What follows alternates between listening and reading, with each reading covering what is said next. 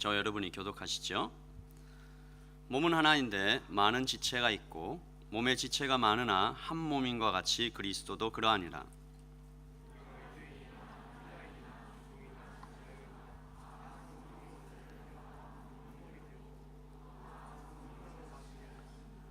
몸은 한 지체뿐만 아니요 여럿이니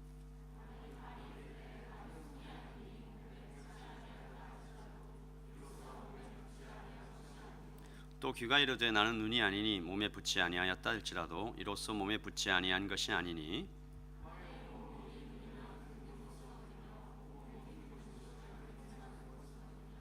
그러나 이제 하나님이 그 원하시는 대로 지체를 각각 몸에 두셨으니 이제 지체는 많으나 몸은 하나라.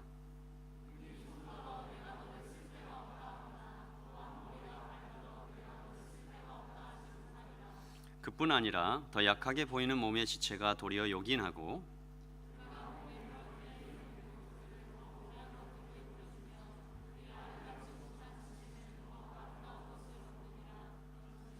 우리 아름다운 지체는 그럴 필요가 없느니라. 오직 하나님이 몸을 고르게 하여 부족한 지체 중에 귀중함을 더하사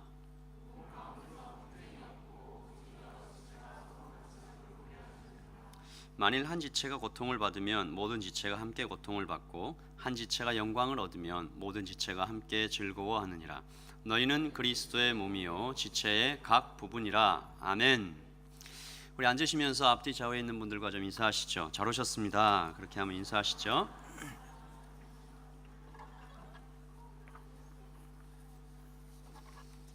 일주일 만에 보니까 너무 반갑고 좋죠. 오늘은 여러분들과 함께 교회가 무엇인가에 대해서 하나님의 말씀을 좀 나누도록 하겠습니다.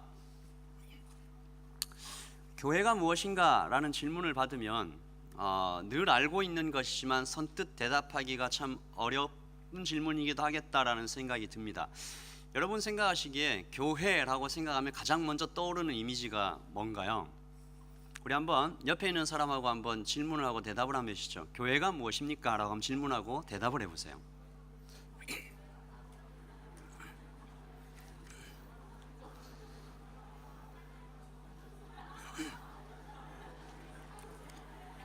자 이제 그만하셔도 됩니다. 기회를 주면 사정없이 이 교회에 대한 질문들에 대한 굉장히 많은 대답과 또 이해들이 있어요. 여러분이 지금 아마도 제가 조사를 해보진 않았지만 굉장히 다양한 대답들을 했을 텐데 이 다양한 대답들 뭐 그냥 다 맞다 생각하고 다양하게 이해하고 이것도 맞다 저것도 맞다 하면 좋을 것 같은데 사실 그렇지가 않습니다. 왜냐하면 교회를 어떻게 이해하느냐에 따라서 우리의 신앙생활에 굉장히 크게 바뀌고 또 어떤 경우에는 심각하게 잘못되기도 한다라는 말이죠. 교회를 친목단체로 보는 사람이 있습니다. 교회를 오면 사람을 사귄다. 또 교회를 성경 공부하는 것으로 보는 사람이 있고 교회는 또 이게 찬양하고 예배하는 곳으로 여러 가지 다양한 생각들이 있어요. 그런 사람들은 각각 그 이해에 따라 살고 그 열매를 먹게 될 것입니다. 그가 교회를 어떻게 생각하느냐에 따라서 그의 신앙생활의 판도가 달라진다는 얘기죠. 우리는 교회가 무엇인가에 대해서 이야기하기 전에 먼저 절대로 교회가 아닌 것에 대해서 한번 생각을 해보겠습니다. 가장 많이 그리고 가장 심각하게 오해하는 교회에 대한 대답은 건물입니다. 여러분 오늘 주일에 여기 이 건물에 우리가 왔죠. 이 장소에 우리가 왔는데 우리가 흔히 뭐라고 얘기합니까? 교회에 간다, 교회에 갔다 왔다, 그렇게 얘기를 하죠. 이것이 틀린 말은 아닙니다. 그러나 잘 모르고 우리 마음속에 어느 한 구석이라도 교회가 건물인 것 같은 어떤 그런 마음이 우리에게 있다면 굉장히 큰 오해를 낳게 되죠. 교회는 절대로 건물이 아닙니다. 사도 바울이 많은 편지를 교회들에게 썼어요. 에베소 교회에게, 고린도 교회에게, 빌립보 교회에게 이렇게 편지를 쓸 때는 교회는 건물이 없었어요. 그때는 단 한 교회도 건물을 가지고 있지 않았어요. 그러면 사도는 누구를 향해서 무엇을 향해서 교회라고 부른 거죠? 성도들을 향해서 교회라고 부른 겁니다. 사람들을 향해서. 영어로는 saints, 성자들. 우리가 성도라는 말은 자주 써서 그렇게 어색하지 않은데 누가 여러분에게 성자 이렇게 불렀다고 생각을 해봐요. 굉장히 부담이 되죠. 근데 그게 그 말이에요. 성도. 이것이 영어로 saints예요. 내가 교회고 너도 교회고 우리 다 교회입니다. 이것이 교회에 대한 가장 기본적인 이해인데 한번 따라서 하십시다. 구속받은 사람들. 이게 교회예요. 구속받은 사람들을 교회라고 부르는 것이죠. 우리가 이것을 알고 교회에 간다라고 말은 할 수 있을 것 같아요. 구속받은 우리들의 모임에 간다. 그러면 교회에 간다고 말할 수 있죠. 그럼 이 건물은 뭐라고 불러야 되나? 이 건물, 우리가 예배드리는 이 건물은 뭐라고 불러야 되나? 가장 좋은 말은 우리의 신앙의 선배들이 썼던 예배당이라는 표현이 참 적절하다라고 여겨집니다. 예배를 드리기 위한 장소. 그런데 어느 순간부터 자꾸 사람들이 이 건물을 교회라고 부르기 시작했어요. 별 생각 없이 부르기 시작했는데 이게 계속 교회라고 부르다 보니까 어디까지 갔냐 하면 나중에는 성전이라는 말까지 이릅니다. 이 교회를, 이 건물을 성전이라고 부르기 시작했어요. 이거는 굉장히 심각합니다. 아까 얘기했던 교회라는 말보다 굉장히 더 심각한데 일찍이 예수 그리스도께서 이것을 하신 거예요. 성전을 척결하시고 성전을 청결케 하셨습니다. 무슨 말입니까? 성전을 깨끗하게 하시고 또 성전을 무너뜨리셨다. 이렇게 얘기할 수 있는데요. 다시 말해 이제 눈에 보이는 성전은 없어졌다 그 말입니다. 눈에 보이는 성전은 없습니다. 이것을 분명하게 인식을 해야 되는데요. 그럼 이제 성전은 아예 없는 건가? 그건 또 아닙니다. 지금도 성전은 존재합니다. 그럼 성전이 무엇인가? 오히려 성전은 더 가깝고 더 많아졌는데요. 예수님께서 그 성전에서 장사하는 사람들에게 막 소리를 지르시고 양과 염소들을 가죽 채찍으로 이렇게 내쫓으시면서 이렇게 막 하시니까 막 분노하시니까 유대인들이 묻죠. 네가 누군데 이 성전에 들어와서 이렇게 난리를 피우느냐라고 얘기하실 때 예수님이 뭐라고 대답하셨어요? 너희가 지금 눈에 보이는 이 성전을 다 무너뜨려라. 그러면 어떻게 해요? 내가 사흘 안에 다시 짓겠다. 그렇게 얘기하니까 유대인들이 황당해하죠. 이거는 몇십 년에 걸쳐서 지은 건물인데 네가 어떻게 다시 짓냐? 유대인들은 건물이라고 생각을 했습니다.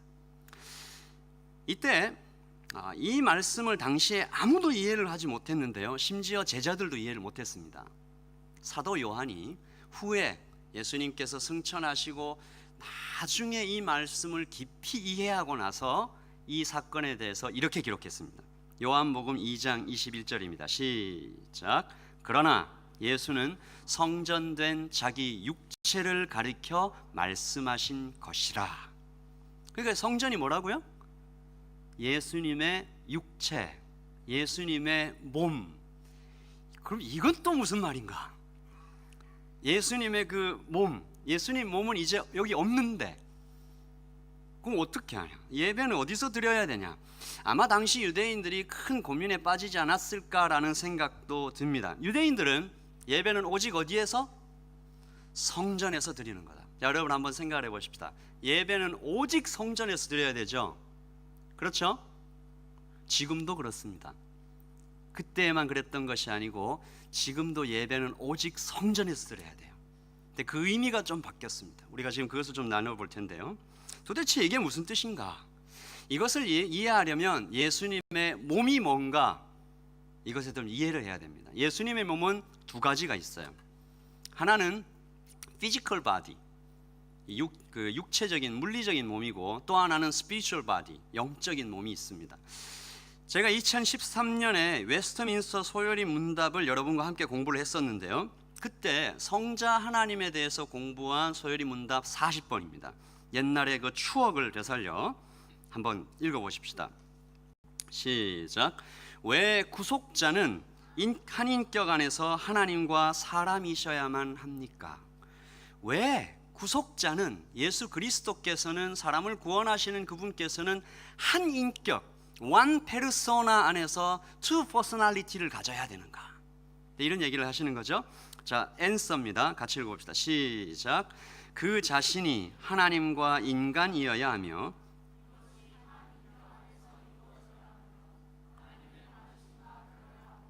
전인격적인 사역으로 우리가 의지해야 하기 때문입니다.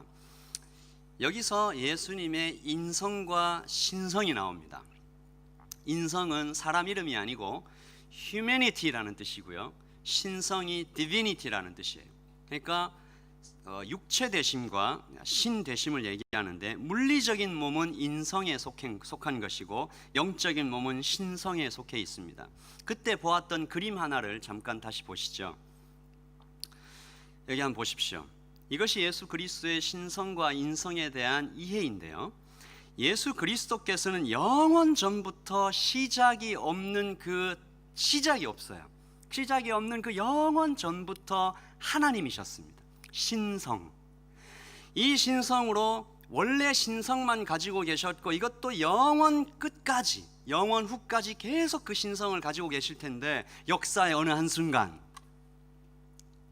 이분께서 인성을 가지기 시작하셨어요. 여러분은 그때가 언제인지 아십니다. 인성을 가지기로 결정을 하시고 역사 속으로 걸어 들어오신 거예요. 그때부터 예수 그리스도께서는 신성과 인성을 영원토록 함께 가지고 계십니다. 제가 이 부분을 공부하면서 정말 큰 감동을 받았습니다. 여러분들의 표정은 그다지 큰 감동을 받지 않으신 듯하게 보이는데 한번 생각을 해보세요. 예수님께서 역사의 어느 한순간 왜 이 인성을 가지셔야만 했을까? 디비니티로 하나님으로 계셔도 전혀 부족함이 없으신 그분께서 왜 역사의 어느 한순간에 인성을 가지게 되셨을까? 그에 대한 가장 정확한 답변은 사랑입니다. 죄인된 우리를 사랑하셨기 때문에 그 인성으로 죽으셔야만 하기 때문에 타락한 인간을 위해서 구원하시기 위해서는 하나님께서는 인간이 될 수 없으니까 하나님께서는 죽으실 수가 없으니까 인간이 되셔서 죽음을 선택하신 것이죠. 이것을 다시 말하면 이렇게 얘기하면 됩니다. 죽기 위해 인성을 취하셨다. 제가 이 그림과 이 개념을 이렇게 보다가 참 망치로 머리를 얻은 것처럼 충격에 휩싸였던 것이 아직도 생생히 기억이 납니다. 우리 주 예수 그리스도께서 이만큼 우리를 사랑하시는구나. 그분은 자신의 본질을 영원히 바꾸는 결정을 바로 나 때문에 하셨구나. 이것이 정말 말할 수 없이 깊고 귀중한 진리입니다. 그러므로 우리가 예수님이라고 부를 때, 예수님에 대해서 공부할 때 언제나 이 신성과 인성을 함께 생각해야 됩니다. 예수님께서 물리적인 몸과 영적인 몸을 함께 가지고 계시는 건데요. 아까 예수님께서 이 성전을 가르쳐 나의 몸이다라고 얘기하셨을 때는 이 영적인 몸을 얘기하시는 겁니다. 이것을 다음과 같이 좀 설명을 할 수 있는데요. 예수님의 인성에는 몸과 영혼이 있습니다. 이게 피지컬 바디죠. 여러분들도 다 이 피지컬 바디를 갖고 있습니다. 여러분의 몸도 몸과 영혼이 함께 있어요. 죽으면 이 몸과 영혼이 분리가 됩니다. 분리되면 이 육체적인 이 몸은 썩죠. 이 영혼은 남죠. 예수님께서는 이 인성 안에 계신 몸과 영혼이 분리되셨다가 다시 부활하심으로 다시 합쳐지시고 부활체가 되셔서 그 몸을 가지고 하늘 올라가셨죠. 그 물리적인 몸은 지금도 하늘 어딘가에 계십니다. 그리고 신성에 해당하는 이 영은 우주 어디나 계시고 통치하고 계십니다. 이것을 편재하신다 이렇게 얘기를 합니다. omnipresence, 어디에나 계신다. 그런데 사도 요한은 이 예수님의 영적인 몸이 바로 교회다라고 얘기를 하는 것이죠. 참 재미있는 것은 이 예수님의 물리적인 몸, 이 인성은 유한합니다. 그렇죠? 여러분의 몸이 유한하죠. 뭐 어딘가 아무데나 있을 수가 없잖아요. 한 곳에만 있을 수 있죠. 그러므로 예수님께서 2000년 전 갈릴리 바닷가를 거니실 때, 그 인성인 몸을 입고 갈릴리 바닷가를 거니실 때도 예수님의 신성, 그 영은 온 우주를 통치하고 계셨었습니다. 그런데 이 예수님의 영적인 이 몸을 성전이라고 부르시고, 오늘 말씀에서 조금 더 진행된 그리고 아주 더 흥미로운 이 진술이 있죠. 고린도 전서에서 바울이 예수님의 이 영적인 몸을 바로 뭐라고 부르느냐, 성도들이다라고 부릅니다. 같이 한번 읽어보시죠. 시작. 너희는 그리스도의 몸이요 지체의 각 부분이라. 너희는 그리스도의 몸이요, 교회는 그리스도의 몸이며 그리스도의 몸은 이 영적인 몸, 그리스도의 신성을 이야기하는 것이죠. 어떻게 이게 가능하게 됐나? 이 일은 성령님으로 말미암아 가능하게 되었습니다. 우리가 유대인이나 헬라인이나 종이나 자유자나 다 한 성령으로 세례를 받아, 같이 읽어봅시다. 한 몸이 되었고 또 다 한 성령을 마시게 되었느니라. 여기 가장 많이 사용되고 가장 많이 강조된 단어가 뭡니까? 하나. 우리는 다 하나다. 사람이 복음을 듣습니다. 복음을 들어서 깨닫게 되고 믿게 되면 성령님께서 그 사람 안에 들어오세요. 사도는 성령을 마시게 됐다라고까지 표현합니다. 이게 본질이 바뀌었다는 얘기죠. 내 안에 들어오셔서 나와 결합하셨다. 우리가 물을 마시면 그 물과 나를 분리하지 못하잖아요. 뭐 여기서 여러분 또 과학적으로 분리가 가능한데 뭐 이런 생각하지 마시고, 이 비유를 얘기하는 겁니다. 성령님은 내 안에 신비로운 연합으로 들어오셔서 나와 결합하신 거죠.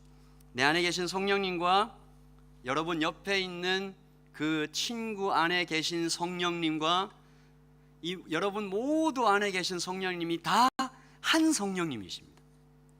이게 참 신비로운 것인데 이것을 우리가 믿음으로 받아들이고 이해해야 되는 것이죠. 그러므로 우리가 다 한 몸이다. 우리는 그리스도의 영적인 몸이 되었다. 이것이 교회의 표상들 중 하나입니다. 교회의 심볼, 교회의 representation.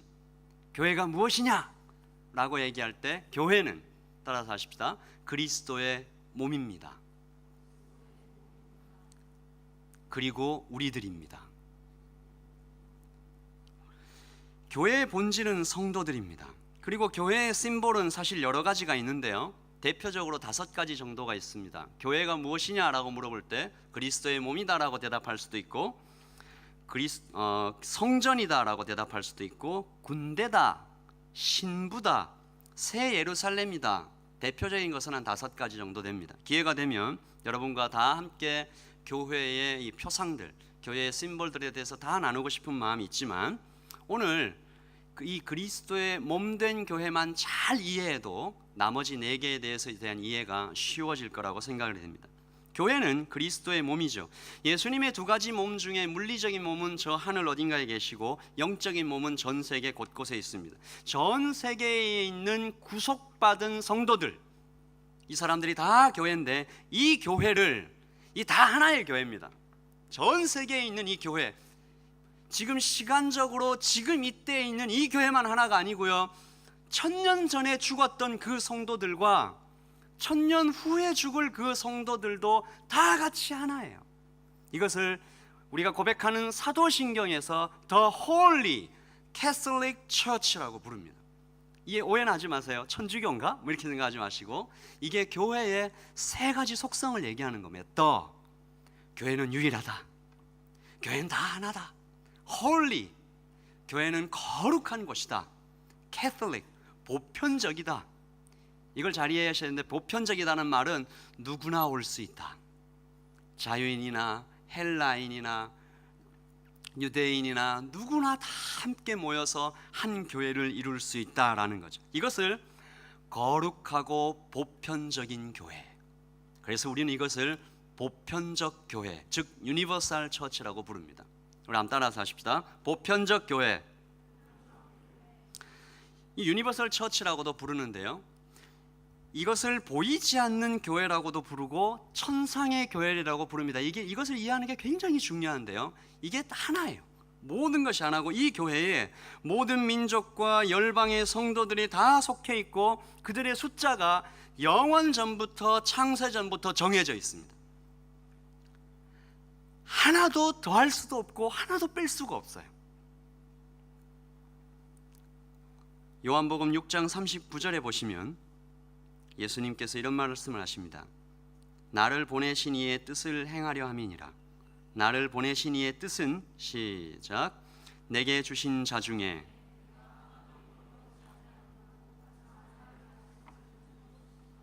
아멘, 하나도 잃어버리지 아니하신다. 하나님께서 원래 정하신 보편적 교회, 하나의 교회, 보이지 않는 교회, 천상의 교회, 시간을 초월해서 있는 그 거대한 하나의 교회는 그 숫자가 영원히 정해져 있는 것이죠.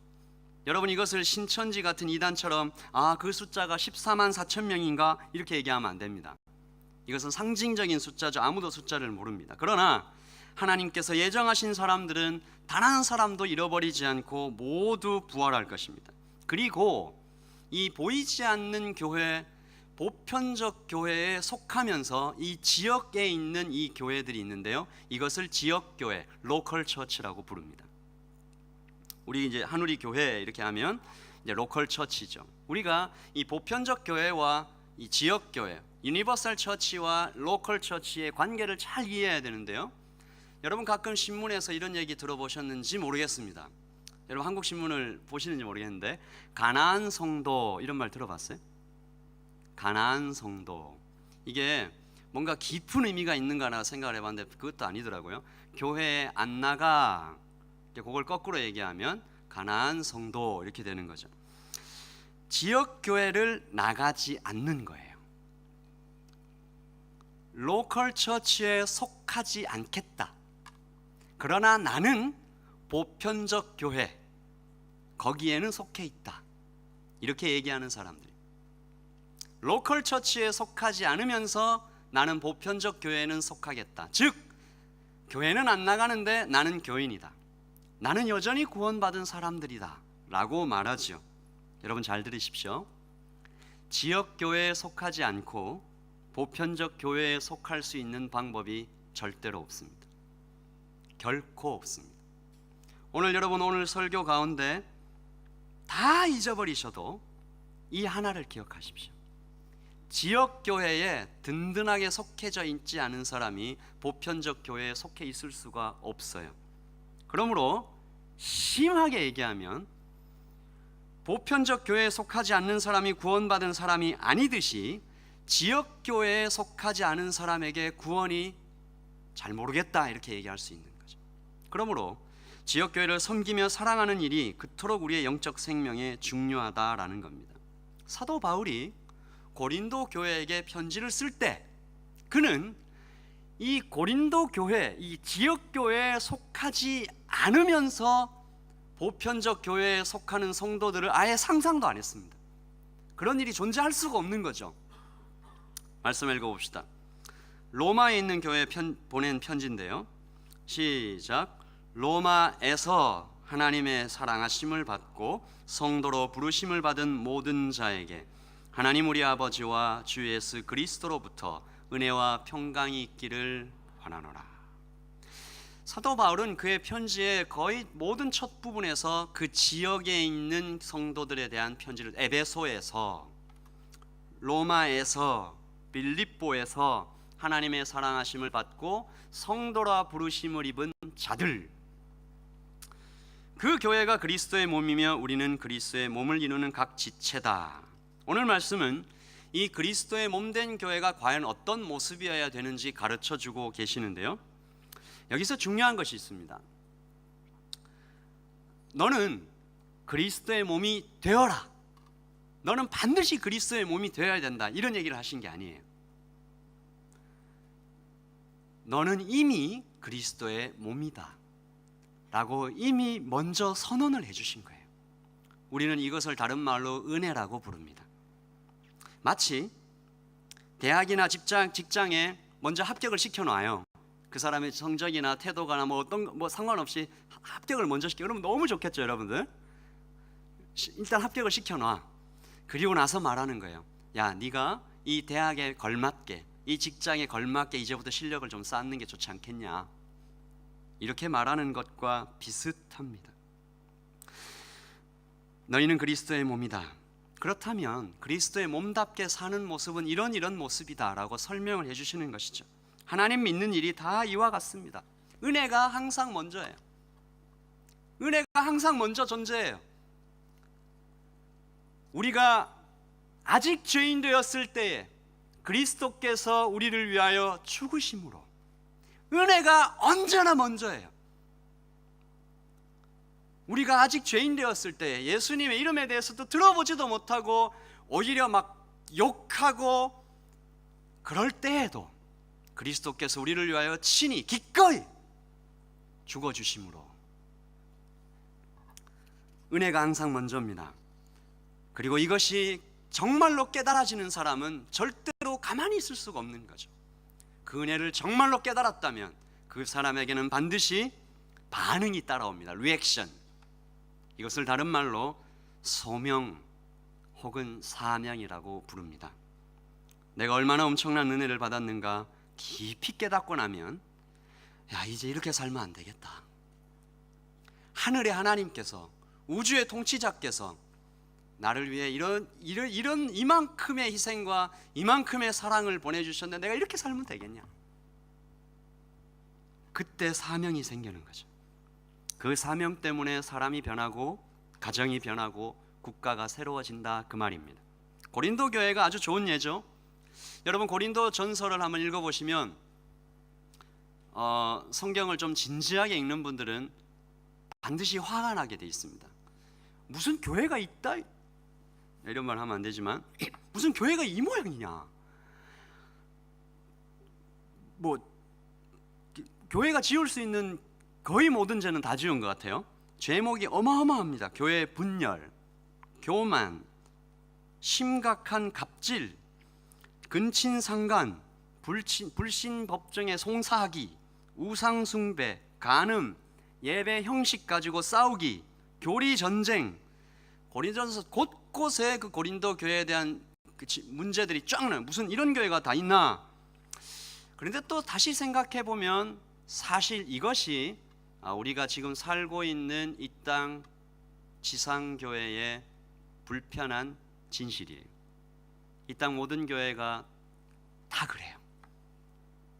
저는 그리고 이런 생각을 해봐요.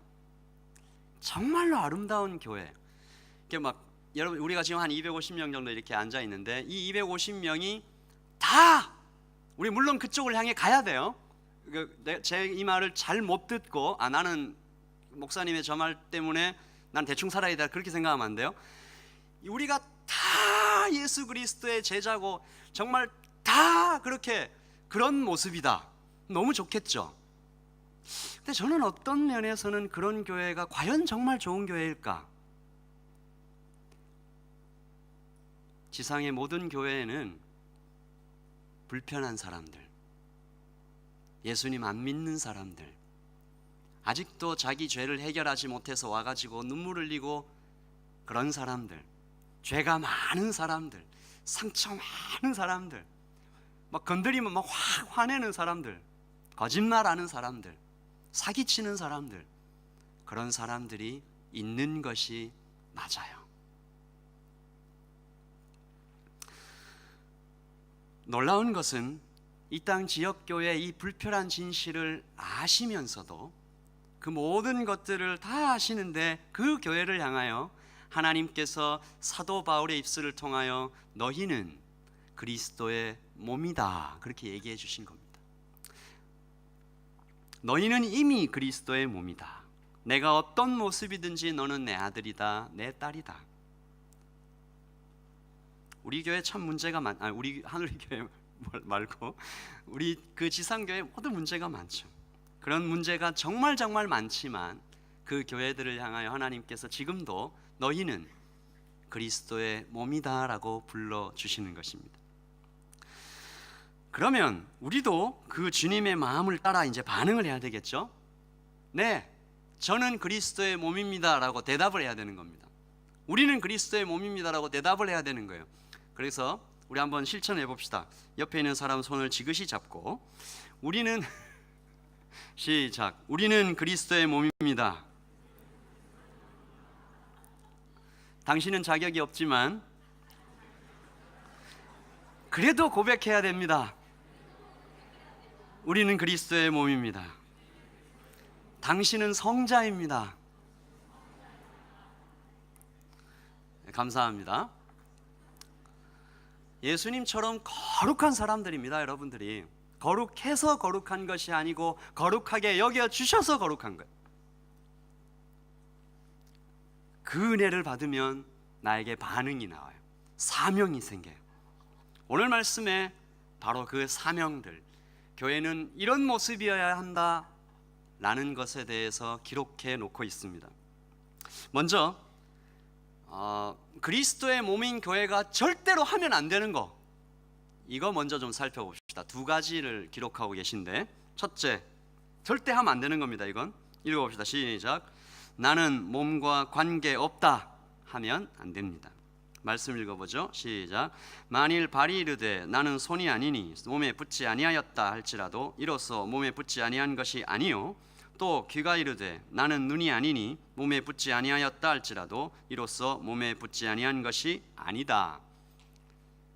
아주 점잖게 써놨는데 사실 우리들 말로 하면 네가 아무리 별짓을 다 해도 그 진실 바꿀 수 없다. 너는 이미 그 운명이다. 뭐 이런 얘기를 하시는 건데, 나는 우리 아버지와 관계가 없어요. 나 아무 관계가 없어요, 우리 아버지랑. 이렇게 얘기하는 자식을 우리가 뭐라고 부릅니까? 불효자식이라고 부릅니다. 여러분 다른 단어를 머리에 떠올리시는 분도 있을 텐데, 나는 아버지와 아무 관계가 없어요. 말은 할 수 있겠지. 그러나 그 말을 했다고 해서 관계가 없는 것인가? 아니죠. 그리고 그런 사람의 인생이 행복할까? 교회도 마찬가지입니다. 나는 혼자 신앙생활한다. 말은 할 수 있겠죠. 목장, 교회 이런 거 솔직히 좀 귀찮다. 나는 뭐 혼자 신앙생활한다. 그런데 진실은, 변하지 않는 진실은, 우리가 만약에, 여러분이 만약에 구속받은 성도들이라면 반드시 지역 교회에, 그리고 보편적 교회에 속해 있다 이 말입니다.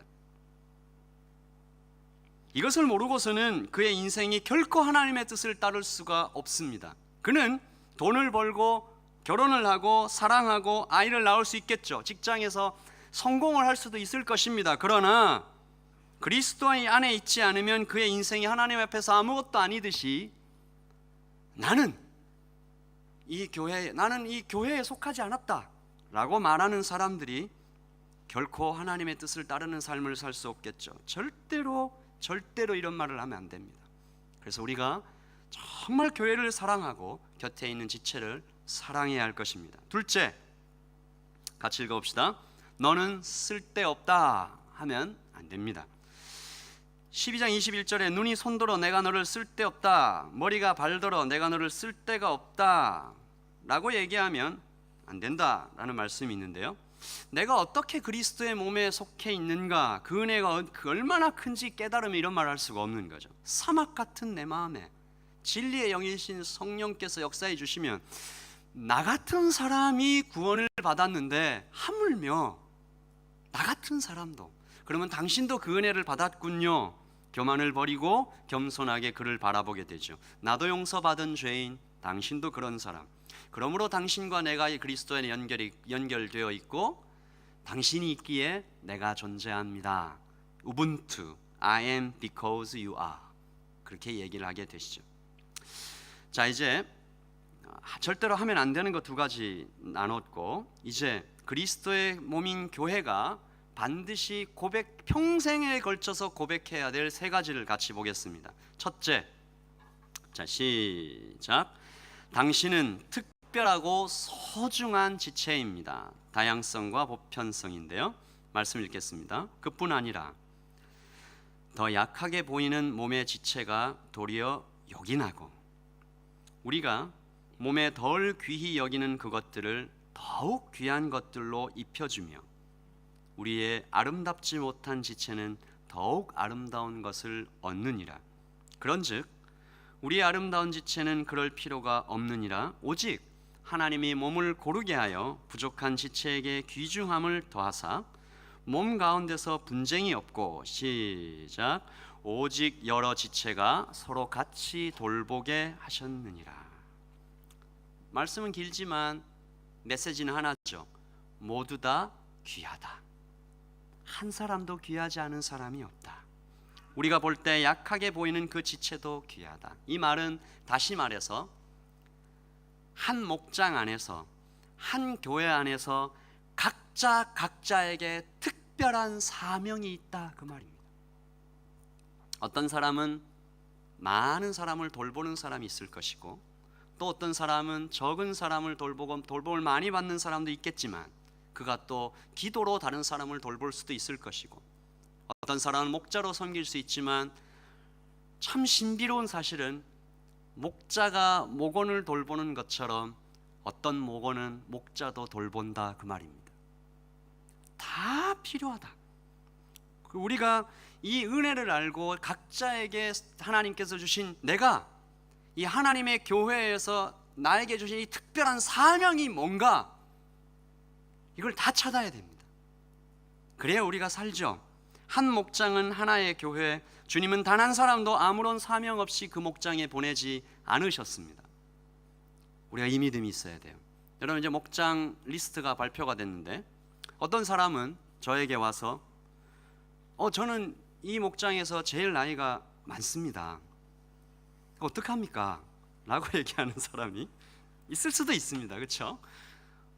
그러면 가서 형으로 또는 누나로 언니로 잘 섬기면 되면 할 것이지 제가 어떤 특정한 사람을 두고 하는 말은 맞습니다. 네.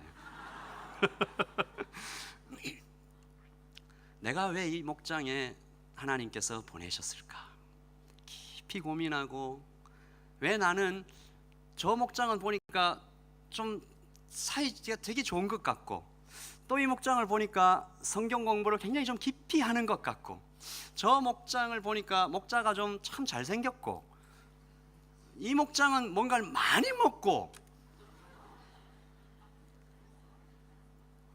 여러분 자신의 목장을 하나의 교회로 내가 어떻게 돌볼까 이 목장을 내가 어떻게 이 목자를 돌볼까 다른 목원들을 내가 어떻게 섬길까 특별히 시니어에서 이렇게 바로 올라오신 우리 신입생 여러분들 이거 명심하십시오. 여러분이 가셔서 속하게 되시는 목장에서 여러분이 가장 약한 사람일 수도 있지만 또 여러분의 눈에 보기에 저 형은 왜 저럴까 그렇게 보이는 사람이 있을 수도 있어요. 그때 이 말씀을 기억하시고 함께 돌봐야 되겠다. 함께 기도하고 제가 아까 그 얘기를 했죠. 이 250명이 정말 다 성격이 비슷하고 정말 만나면 막 너무 좋고 다 그리스도의 제자가 되고 물론 그래야 다 좋은데 사도 바울은 나와 마음이 통하는 사람만 여기 있으면 좋겠다 라는 이 마음을 아주 끔찍한 괴물 같은 모습으로 소개를 해요. 12장 17절입니다. 시작. 만일 온 몸이 눈이면 듣는 곳은 어디며 온 몸이 듣는 곳이면 냄새 맡는 곳은 어디냐. 어떤 사람이 있는데 온 몸이 다 눈이야. 어떤 사람이 이렇게 있는데 온 몸이 다 귀예요. 얼마나 무섭습니까? 이런 사람을 우리가 뭐라고 불러요? 괴물이라고 부르죠. 교회가 그런 모습이면 좋겠냐? 약한 사람, 강한 사람, 남자, 여자, 어린 사람, 형, 누나, 돈이 좀 넉넉한 사람, 그렇지 않은 사람, 많이 먹는 사람, 혹은 적게 먹는 사람 모두가 귀하고 귀한 지체다. 이것을 유기체라고 부릅니다. 다 연결되어 있다. 오르가니즘. 우리는 오르가니제이션이 아니에요. organism, 유기체, 서로가 다름을 인정하고 나와 서로 다른 우리를 받아들이고, 그래서 하나의 교회가 되는 것입니다. 유기체라는 말을 이렇게 얘기하죠. 둘째, 시작. 우리는 한 몸입니다. 유기체, organism. 말씀 읽었죠? 시작. 만일 한 지체가 고통을 받으면 모든 지체가 함께 고통을 받고, 한 지체가 영광을 얻으면 모든 지체가 함께 즐거워하느니라. 이 말씀을 우리가 즉각 실험해 볼 수 있습니다. 여러분이 몸의 어느 한 부분을 세게 한번 꼬집어 보시면 금방 알 수가 있어요. 얘만, 이게 우리가 이렇게 얘를 막 엄청 세게 이렇게 딱 때리면 다쳤구나, 안 됐다, 그렇게 안 하잖아요. 근데 교회에서 이런 모습들이 참 많이 보인다, 이런 말입니다. 삼총사라는 소설 아시죠? 이걸 영어로는 뭐라고 부르는지 모르겠지만 삼총사라고 있어요. 달타냥이라는 그 주인공이 있어요. 위기에 처했을 때 다른 총사들이 망토를 휘날리며 외치는 말이 있죠. All for one and one for all. 왜 처음 들어보는 것처럼 그런 표정으로, 못 들어봤어요? All for one and one for all. 참 그 말이 멋있었어요. 유기체라는 말을 잘 설명하지 않았나라는 생각이 듭니다. 우리가 다 한 지체를 돌보고 또 그 한 지체는 모든 지체를 위하여 존재하고, 우리 모두는 한 분 주님을 위해 살고, 한 분 주님께서는 모든 성도들을 위해 죽으셨다. 손가락이 부러지면 온몸이 아프고 편두통이라도 오면 온몸이 얼마나 괴로울까. 그렇게 아파하는 것을 한 몸이라고 부릅니다. 사촌이 땅을 사면 함께 기뻐해 주는 거예요. 언젠가 들었던 한 이야기가 있습니다. 오랫동안 기억이 났는데요, 어떤 한 집사님께서 꿈에도 그리던 집을 살 기회가 정말 운 좋게 생긴 거예요. 근데 그분은 어떤 목장에 속해 있는 분이었어요. 그런데 그 집사님께서 그 좋은 집 사는 기회를 포기하시고 정말 좋은 가격에 이렇게 말씀하셨습니다. 저희 목장에 지금 여러 가지 문제로 많이 힘들어하는 분이 있습니다. 지금은 제가 마음껏 기뻐할 때가 아니라 그분과 함께 아파할 때라고 생각합니다. 그리고 그 기회를 뒤로 미루시는 것을 본 적이 있습니다. 백드러프트라는 영화가 있어요. 소방관들 얘기 그린 건데, 불을 끄러 들어갔다가 신참 소방관이 발을 헛디뎌 가지고 이렇게 빠지죠. 언제나 심참이 그래요. 급하게 고참이 손을 딱 잡아줍니다. 근데 힘이 모자라서 이렇게 떨어져 가요. 근데 여러분 영화에서 늘 보는 장면들 있잖아요. 이렇게 딱 빠져나가요. 밑에 있던 신참이 그냥 나를 보내주세요, 나 죽겠다, let me go 하니까 위에 있던 소방관 이렇게 말하죠. You go and we go. 이것도 처음 들어봐요. 우리 여기다 한 교회로 다 모여 있어요. 그러나 과연 하나의 교회가 맞는가? 우리는 옆에 있는 지체가 아프면 같이 아픈가? 감정적으로 이렇게 공감하는 그 정도도 물론 중요하지만 그뿐만이 아니라 끊을 수 없는 가족이라는 인식이 우리에게 있는가? 이것이 바로 유기체라는 그리스도의 몸을 묵상할 때 우리가 떠올려야 되는 질문입니다. 마지막 세 번째입니다. 시작. 셋째, 우리는 그리스도께 순종하며 그를 닮아갑니다. 그리스도의 머리 되심. 너희는 그리스도의 몸이다 라고 얘기할 때 어쩌면 가장 중요한 것은 바로 이 부분일 것입니다. 그리스도의 몸이다. 그러니까 머리가 어디라고요? 예수 그리스도이신 것이죠. 12장 27절에 너희는 그리스도의 몸이여 지체의 각 부분이라. 그리스도께서 우리의 대표가 되신다. 우리가 하는 모든 것은 그분께서 하신 것이다. 내가 한우리 교회를 위해서, 또 이 땅의 보편적인 교회를 위해서 여러 가지 선교단체에서 또 여러 가지 일로 많은 일들을 했다고 생각을 하십시다. 내가 했습니까? 주께서 하신 것입니다라는 고백이 있어야 된다는 거죠. 그게 그리스도의 몸된 교회의 구성원들이 할 말입니다. 또 무슨 일을 하든 우리가 첫 번째로 해야 될 고민이 이것이다마는 것입니다. 다 같이 한번 따라 보십시다. 어떻게? 주님을 기쁘시게 할까? 이 질문을 계속하는 것이 그리스도를 머리 되게 하시는 것입니다. 목자들의 고민이 어떻게 목원을 잘 섬길까? 이 고민이 정말 좋은 거예요. 그러나 그것보다 먼저 있어야 될 고민은 어떻게 주님을 기쁘시게 할까? 예배를 잘 드리는 것, 성경 공부를 깊이 하는 것, 봉사를 많이 하는 것, 다 좋은 거예요. 그러나 그 어느 것도 첫 번째가 아닙니다. 가장 프라이어리티, 가장 첫 번째는 어떻게 주님을 기쁘시게 할까? 끊임없이 말씀을 통해 주님의 뜻을 물어야 합니다. 우리가 계속해서 개혁돼야 돼요. 사람이요, 내가 지금 하는 일이 잘하는 거다라고 생각하면 굳어져요. 그러면 나중에는 심각하게 오해를 그 어떤 문제를 일으킬 수가 있어요. 끊임없이 자신을 개혁해 나가야 돼요. 모든 목장과 한우리 마하나임의 최종적인 목표, 그리고 매일의 목표는 어떻게 하면 주님을 기쁘시게 할까? 그리고 주님을 닮아갈까? 성령님, 나와 목원들이 이 한우리 교회 마하나임이 주님을 닮게 해주십시오. 우리 목장이 어떻게 하면 주님을 닮겠습니까? 우리 목장이 모여서 하는 모든 행동들이 어떻게 하면 주님을 기쁘시게 하겠습니까? 이 고민을 하면 좋겠습니다. 주님을 닮고 그분의 뜻에 따라 살 길은 오직 이것밖에 없다. 제가 이번 주 목요일부터 있을 수련회를 준비하면서 우리 수련회 준비팀과 이렇게 함께 준비를 좀 해나가면서 정말 감사한 일이 있고요, 또 참 마음 아픈 일이 있습니다. 이런 거 얘기하면 보통 좋은 거 먼저 들을래요, 뭐 나쁜 이런 거 얘기하죠. 저는 좋은 거 먼저 얘기할게요. 이 수련회를 준비하는 이 스태프들이요, 제가 순간순간 감동할 정도로 참 온 힘을 다해 애를 쓰는 모습들을 참 많이 발견합니다.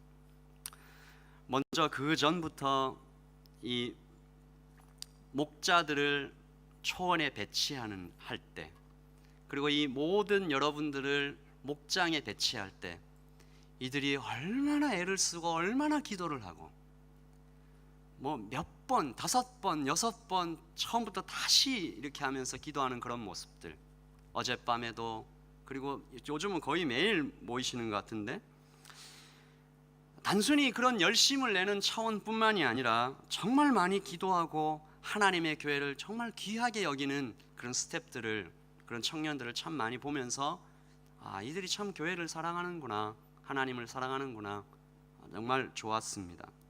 근데 또 한편으로 어제 제가 한 카톡을 이렇게 보면서 불현듯 제 마음이 참 아팠어요. 그 한 스텝이 저한테 이번 수련회에 이렇게 등록한 현황들을 보여줬는데, 저희가 이 모든 목장에 소속된 인원이 290명이 조금 넘어요. 근데 지금까지 우리 참 그 사랑이 많고 열심히 많은 우리 목자들이 간곡히 호소했음에도 불구하고 아직 등록이 260명 정도, 그러니까 한 30명 정도는 끝까지 안 하고 있다, 이런 얘기죠. 그리고 무엇보다 참 마음이 아팠던 숫자는 92명이라는 숫자였어요. 그 숫자 92명의 숫자는 뭐였냐면, 나는 목요일 저녁, 금요일 저녁, 토요일 저녁 어떤 집회에도 참석하지 않겠다 라고 의사를 밝혀주신 92명이라는 숫자였습니다. 물론 이유가 있겠죠. 바빠서, 그리고 그 기간에 어디 다른 곳을 가서 정말 이유가 있을 거라고 생각을 합니다. 근데 또 한편으로 3분의 1이 넘는 청년들이, 우리 이제 한 교회인데, 우리 이렇게 한 교회로 모여 있는데 그 중에 3분의 1이 넘는 청년들이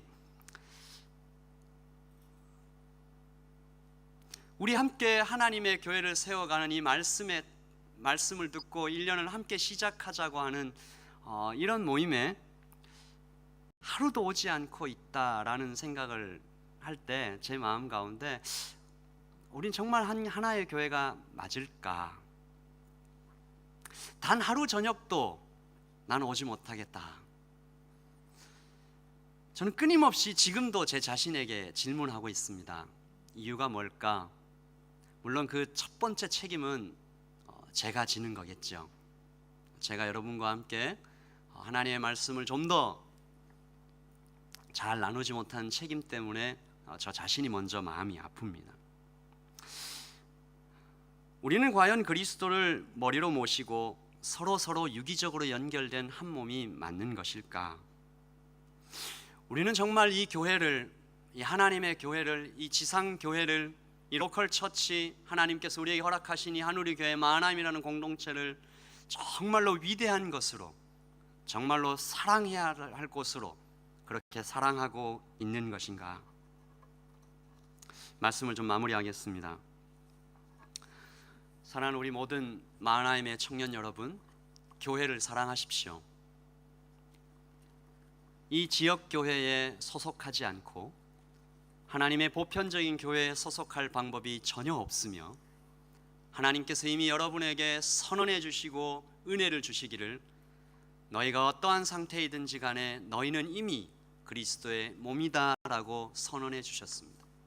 그리고 너희는 지체의 각 부분인데, 지체의 각 부분으로 그리스도의 영적인 몸을 이루고 있는 너희는 함께 아파하고 함께 귀하게 여기고 하나의 목표를 향해 한 성령으로 마시우며 예수 그리스도를 머리로 모시고 그렇게 사는 것이 당연한 거야.